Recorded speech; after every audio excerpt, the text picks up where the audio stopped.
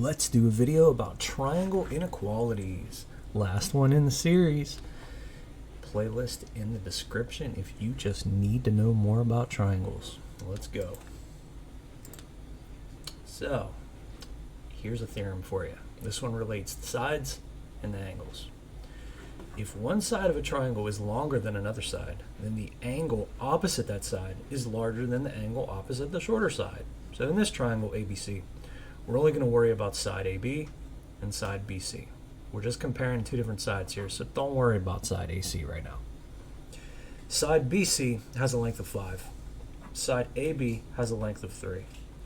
What this theorem is saying is you can tell which angle is bigger based on the length of the side. So look at A here, right?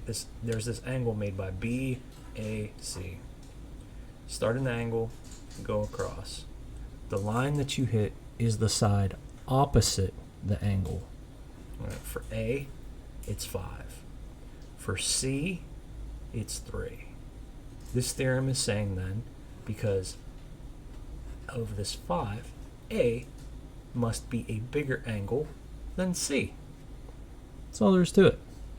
Start at the side, go back to the angle, or start at the angle and go out to the side, whichever one works for you. Just know that whichever side is bigger has a bigger angle across from it. Now there's another theorem along these lines. This one relates sides and angles in a different way. Here, if one angle of a triangle is larger than another angle, then the side opposite the larger angle is longer than the side opposite the smaller angle. It kind of says the same thing as the theorem I just went over, except we're starting with the angles instead of the sides. So here in triangle DEF, angle D is bigger than angle E. Therefore, the side across from angle D, which if you want to find that, start at angle D, go across till you hit a side, that would be FE. This side is bigger than this side, DF. Let's use these two theorems. So which angle is smallest, which angle is largest? I'll do a couple, then you can do one. So start with ABC up here. All right, which angle is smallest? All right, so I'm going to look at the measurements here. I have a 10, I have an 11, and I have a 15. The smallest number is the 10. Therefore, the angle across from that side has got to be the smallest angle. Which angle is across from the 10? Why, that would be angle C, yes. So, in triangle ABC, angle C is the smallest. As far as largest goes, well, find the side with the largest measurement. That would be BC right here, the 15. Find the angle across from it. So I go up from BC, that's going to be angle A. So therefore, angle A must be the largest angle in ABC. I'll give you one more. Over here, triangle FGH. First, which angle is smallest? Well, I got a 3, I got a 9, and I got a 9. So start on the side, go back to the angle, smallest side gives smallest angle, so H is the smallest angle. As to which angle is the largest, well, check it out. These two sides are the same length. It's an isosceles triangle. So if you go from the side over to the angle, this 9 is associated with angle G, and this 9 is associated with angle F. Since the length of the sides are the same, the length of the angles must also be the same. And we did a video on this earlier. It is in the series that you can get to in the description. All right, so YZA, one more triangle here. In a second, I'm going to be quiet and count to 5, let you think about it for a minute, figure out what's what, and then I'll give you the answer. So go ahead and do that now. Okay, smallest angle. Well, smallest side is 10, so the smallest angle must be A. Largest angle, that's got to be Y, because the largest side is the 12. Let's try it from the other direction. Which side is smallest and which side is largest?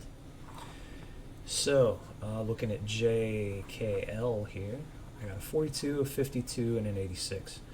The smallest side is going to go along with the smallest angle. 42 is the smallest angle. The side across from the 42 is KL right here. So that is going to be your smallest side, KL. The biggest angle is the 86. The side across from it is JK. So the largest side is going to be JK. Now let's talk about LMN down here in the right corner. Which side is smallest? Well, again, the smallest side is going to go with the smallest angle. The smallest angle is 56. So the smallest side is the one across from it, and that is side LM. The largest side is going to go with the largest angle. Kind of like in the last example, here since we have two angles tied, the sides across from those are going to be tied. So MN is across from angle L, and LN is across from angle M. Those two sides are going to be equal. Finally here, DEF. I'll be quiet in a couple seconds, you think about it, and then I'll give you the answer. Ready, set, go. Okay, that's probably enough time to pause the video and think about it if that's what you needed. The smallest side is the one across from the smallest angle. That's the 29. So it's got to be side DE that is the smallest. The largest side is the one across from the largest angle. That's the 114. So side DF is the largest. Any questions? Put them in the comments. One more thing to do in this video, and that's triangle inequalities. The sum of the lengths of any two sides of a triangle is greater than the length of the third side. That's all it says. It's just one of these little, supposed to be self-evident proofs that proves something is a triangle. So I have triangle ACB, and I've drawn it 3 times just to re-emphasize the point here. For this to be a triangle, if you add the length of side AC plus the length of side AB, you have to get a number greater than the length of side BC. I mean, you can judge this one with the eye test. Clearly, BC is smaller than the other two put together. Now the one in the middle. Same triangle. This also must be true. Side AC plus side CB has to be greater than side AB. And this is another eye test. I mean, you can clearly tell that if you add up AC and CB, it's going to be bigger than AB. Finally, again, same triangle. Last thing that has to be true, CB plus AB has to be greater than AC, and it certainly looks like it's going to be. So, is ABC a triangle? Well, obviously yes from looking at it, but just trying to show you what I mean. Let's finish up with a couple of length tests. So, when you get a problem like this, what you should do is add up 2 of the sides and make sure it's bigger than the third. And you got to do all 3 possible combinations. So here for the first one. Is 1 plus 3 greater than 3? Well, 1 plus 3 is 4. 4 is greater than 3, so that one's okay. Next, is 1 plus 3 greater than the 3 in the middle? And yeah, we just did that for the other 2. Finally, is 3 plus 3 greater than 1? Yes, obviously 3 plus 3 is 6. 6 is greater than 1. So, yes, the lengths 1, 3, and 3 can make a triangle. Now, I'm going to pause again and let you pause the video and figure out if these next 2 are triangles. I'll pause, count to 5, then I'll explain. So go ahead and do that now.